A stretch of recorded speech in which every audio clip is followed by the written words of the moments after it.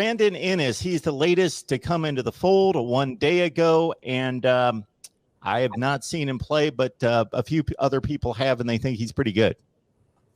Yeah, most people think he's pretty good. Ranked the number 2 wide receiver in the 24/7 composite. I think number 18 player overall.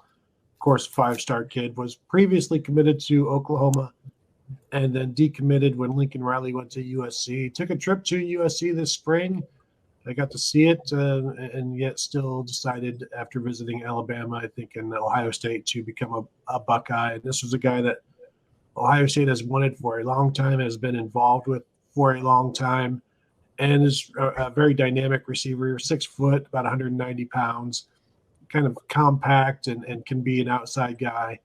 I think with this Ohio State receiver class that they're putting together, I've been comparing them to former Buckeyes, and the guy I'm using for Brandon Inniss has been Santonio Holmes. So we'll see. That's just an unfair projection, but why not? That's what we're here for.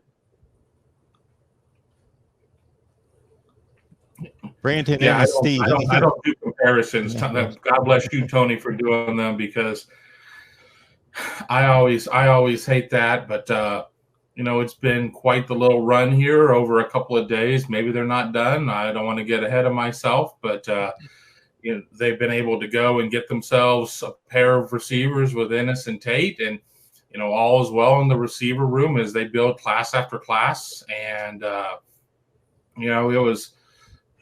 With Brandon Inniss, I mean, it was a waiting game. I mean, he was going to announce October of 21, and that didn't happen, and then it pushed back a little bit. And it's funny, too, because you sit there and I'm talking Tate there, I'm sorry. But, with Inniss, I mean, it was a situation, as Tony had said, with Oklahoma, and everybody just, I think there were some people nationally that thought that once Tate was in, well, there's no way that Tate and Inniss are going to team up. Well, guess what? They're teammates on South Florida Express on the 7-on-7 team. They're used to playing in the same offense. You see 2 Ohio State receivers going in the top, 15 of the draft this year. We're going to see this upcoming year, Jackson Smith and Jigba go top 5, maybe. I mean, overall, there's plenty of room to eat on this offense. So, I mean, just can't say enough for what Ohio State's been able to do there. Yeah, it's been crazy. Got Carnell Tate on Monday, 6'2", 185 pounds from IMG Academy, number 28 overall prospect in the country, number 3 wide receiver. And then a day later, Brandon Inniss from American Heritage High School, Fort Lauderdale, number 18 prospect overall, number 2 wide receiver in the country, 6 foot, 190 pounds. And in back-to-back days, they get national top 50 wide receivers. And somebody said that Michigan under Harbaugh has gotten 1 in his entire time he's been the coach there at Michigan. Ohio State got him on back-to-back days. It's the 13th national top 100 player to commit to Ohio State at wide receiver alone in the last 5 years, and the 6th guy in the top 50 overall nationally at wide receiver.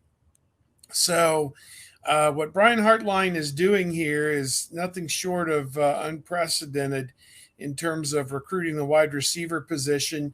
And given the numbers Ohio State put up last year as the number 1 offense in the country, yardage-wise and points-wise, and with the quarterbacks that they have committed, obviously they've got Kyle McCord and Devin Brown on campus. One of them figures to start next year when CJ Stroud has moved on to the NFL. And we got to see Dylan Raiola at camp yesterday, a 2024 prospect. He's going to carry it on. They're set at quarterback through 2026 right now. They've got offers out to a pair of 2025 candidates, Ryan Montgomery. And then yesterday they offered Colin Hurley, an outstanding quarterback from Florida. Does that sound right? Yeah, he's out of Jacksonville. He's out of Trinity Christian. Yeah, Jacksonville Trinity. Same school where Sean Wade and others have come from. I can't keep all the high schools straight, but just if you say they're from Georgia or Florida, it's a pretty good guess, because that seems to be where they are just hammering home the offers and the commitments right now. Georgia and Florida, they are just on fire right now. So There is no end in sight for this Ohio State juggernaut. And I was on the local station 97.1 The Fan this morning, and they asked me about guys coming in for visits this weekend or whatever. And I'm like, look, quarterback and wide receiver are covered. What they need are offensive linemen and national top 50 and national top 100 guys on defense.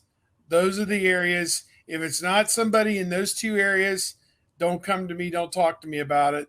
That's what they need above all else right now. And they do have some of those guys coming in this weekend for their official visits. It's going to be a pretty busy weekend. Carnell Tate, to me, he's got some Michael Thomas to him. He's a strong, big kid. And I mentioned this on the Buckeye Weekly podcast, my podcast. But the first time I got to see him last year on the field, he dominated and was like a bully. But then you look back and it was against Bishop Sycamore. So, he should have dominated those guys, but you go beyond that, and he's a strong kid and can maybe be your X receiver and do some things after the catch as well. The internet era, these almost 25 years now, Ohio State has signed or gotten commitments from 7 5-star guys, 5-star receivers. Heartline has been responsible for 6 of those guys, and that's some pretty good work there in a short amount of time. He's been the receivers coach here since 2018, been recruiting, responsible for the classes 2019 and on, and what he's been doing is unseen. Now, the other thing is he's developing these guys too, because he's taking guys who aren't 5-star guys and still doing quite well with them, and equipping some of them for Alabama and some of them for Ohio State. But just a remarkable job that he's doing, and that's not kind of slowed down anytime soon, I don't think. And they're already in line for a eventual commitment from one of the top 2024 receivers, maybe more than one. And so it's a good time to be an Ohio State fan. It's a great time to be an Ohio State quarterback. Yeah, definitely more than one, because, I think that you could sit there and say, well, Jeremiah Smith, but, don't sleep on Tyseer Denmark as well. I mean, and there are other names that we're not even talking about at this point in terms of that. So, we're going to sit here in 365 days from now and be looking at it's 2024 going to be the greatest receiver class in Ohio State history, as 2023 is signed, and some of them are on campus, all of them are on campus. Just kind of how it goes. We're always looking forward. Ohio State will take the field this year with, I believe, 7 top 100 receivers, and that's not counting G. Scott, who moved to tight end. Michigan will be taking the field this year with 2 top 100 defensive backs, and they're both going to be true freshmen. So just an idea of the talent levels that will be facing each other. Feel free to take that to your Michigan shows there, Mark, and I'm sure they're aware of that, though. We will clip this and go forward with it. Yes.